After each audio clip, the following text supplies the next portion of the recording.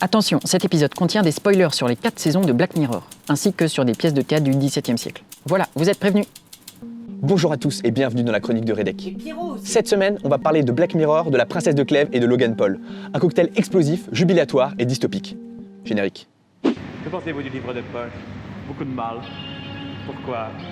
Parce que ça a fait lire un tas de gens qui n'avaient pas besoin de lire finalement. Et d'un seul coup, ils se sont retrouvés avec Sartre dans les mains.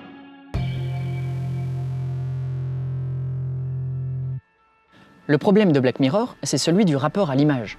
Puis-je voir un Premier ministre copuler avec un cochon? Est-ce que je peux pédaler pendant des années pour passer 15 minutes à la télévision? Dans cet épisode-là, une chaîne pornographique a d'ailleurs un slogan qui résume tout ça. Vous verrez tout. Une mère observe la vie de sa fille à travers ses yeux. Un outil permet de revoir ses souvenirs, que cela serve aux maris jaloux ou à la police. Une criminelle est humiliée aux yeux de tous et quotidiennement.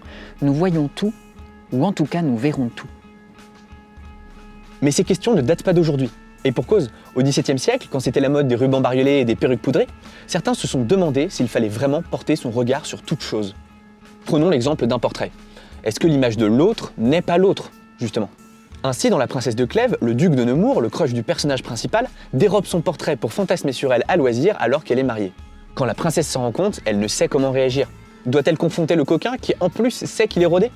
Ce n'est qu'une image. Et pourtant, elle a bien conscience qu'en ne disant rien, elle trompe un peu son mari. De l'autre côté, chez Black Mirror, un geek psychopathe enferme des images de ses collègues dans une simulation de jeu. Est-ce que ce sont toujours des humains qui souffrent, ou simplement des images? Jusqu'où la représentation est-elle la continuité de la présence réelle? La question reste en suspens, mais elle mène à la suivante. Une faute par le regard doit-elle être punie? Est-ce qu'un spectateur concupiscent est coupable? Saison 3, épisode 3, un jeune homme paie un lourd tribut pour avoir consulté des images pédopornographiques.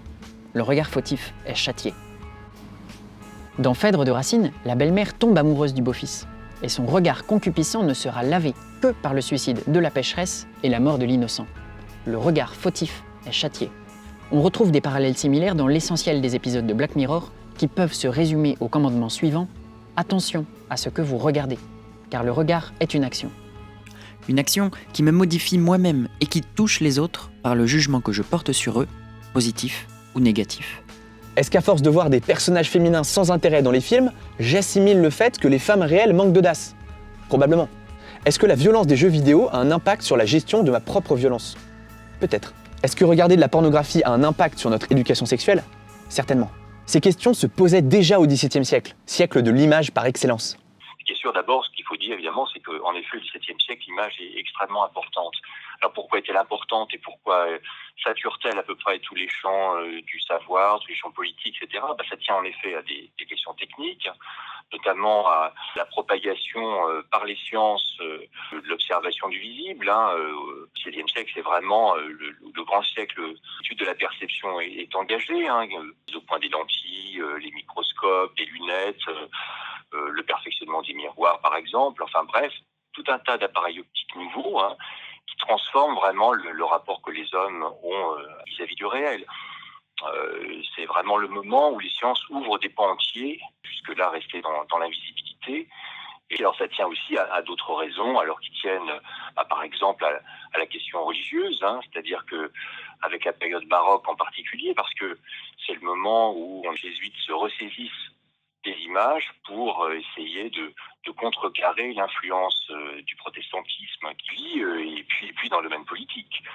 Parce qu'il faut évidemment mesurer toute l'importance du gouvernement de Louis XIV par l'image, cette espèce d'iconocratie qu'il a mise en place à partir de toute une série de pères visuels.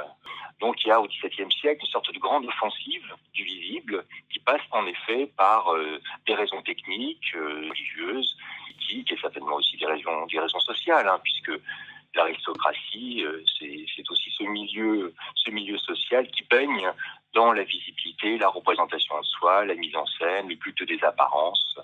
Donc l'image compte évidemment énormément pour cette catégorie sociale. En réalité, tout repose pour la mondanité sur la représentation, l'image que l'on donne de soi. C'est une sorte de surveillance que l'on a en permanence de sa propre image vis-à-vis des autres. Aujourd'hui, le contexte a changé. Parce que sur la dimension politique de l'image, s'est développée une dimension économique indéniable. On paye pour voir et pour être vu. Et cette économie du regard n'est plus seulement restreinte à la cour ou au salon, comme dans le Misanthrope de Molière, mais elle s'étend au monde entier. Ces questions se posent à nous deux, Redek et Pierrot, avec force. Quelle est la place pour un contenu qui veut faire réfléchir sur une plateforme où les images sont le lieu d'un rapport de force économique, politique et social? Est-ce que fondamentalement, YouTube n'est pas fait pour les vidéos de Logan Paul, ce gars qui fait des vlogs sur les cadavres qu'il découvre dans la forêt des suicidés au Japon? Est-ce que, avant tout, le message, ce n'est pas le médium? La réponse de Black Mirror est ambiguë, autant que la nôtre, puisque c'est une série sur les dérives de la technologie, diffusée uniquement par Internet sur Netflix, un leader de la diffusion audiovisuelle. Son créateur, Charlie Brooker, botte lui-même en touche, car il répond que notre problème n'est pas technologique, mais humain. Or, c'est escamoter volontairement une des principales leçons de son œuvre. Faites attention aux images que vous vous mettez dans la tête. Comme dans la série, la technologie joue toujours le rôle de catalyseur des mauvaises décisions, et que sa puissance augmente de jour en jour, on ne peut pas prétendre qu'attirer les foules sur Netflix ou ailleurs soit anodin. Une chose est sûre, il y a un risque de s'arrêter uniquement au miroir dénonciateur de nos folies, et il faut prendre garde à ce que la dénonciation n'empêche pas la réflexion et l'action. Bref, n'hésitez pas à aimer la vidéo si elle vous a plu. Nos vidéos sont rarement en tendance YouTube, donc si vous souhaitez continuer à réfléchir avec nous, vous pouvez vous abonner et cliquer sur la cloche pour ne rien rater. À bientôt!